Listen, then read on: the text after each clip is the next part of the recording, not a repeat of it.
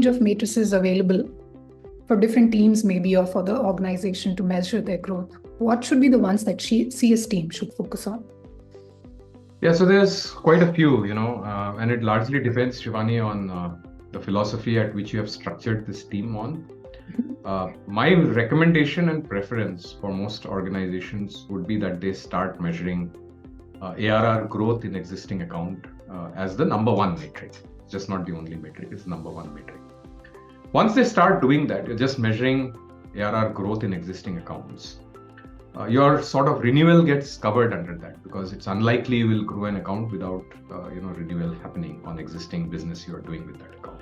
So then that is the second metric, that what now constitutes growth in an account. It is renewal of existing business plus whatever else I'm able to grow. If it is a single product, it's an upsell. If you have multiple product lines to sell to, then they're cross-sell strategy. So now you are really breaking this up into retention revenue plus upsell revenue plus cross-sell revenue at a very, very basic level. So that initial metric now gets broken down into three metrics which you need to track. What is retention? What is my trend on upsell? What is my trend on cross-sell? And that drives appropriate behavior across the organization. So those are three. And to do this, you now need to, do the standard stuff of driving adoption, and you can, sort of flow it down into other metrics. What is the customer experience?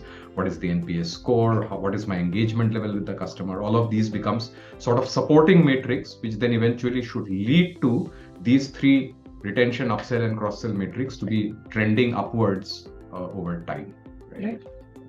The other way, and the recommended way also, is you mentioned phases upfront. So if you were to break down, and it's not going to be a 10 phase or a 20 phase sort of scenario. This is likely most organizations have 3 or 4 phases as a standard. Yeah. So in each of these 3-4 phases, again, onboarding, the 3 top metrics you need to track. So break it down. You're saying onboarding time, onboarding cost, and experience, onboarding experience, let's say. Those are 3 metrics you need to track. You go down into the next phase, let's say a little bit of a steady state phase, and you're saying, I need to drive adoption and engagement there. So let's measure, what is the rate of adoption, and you can choose different numerator, denominator to be able to do that.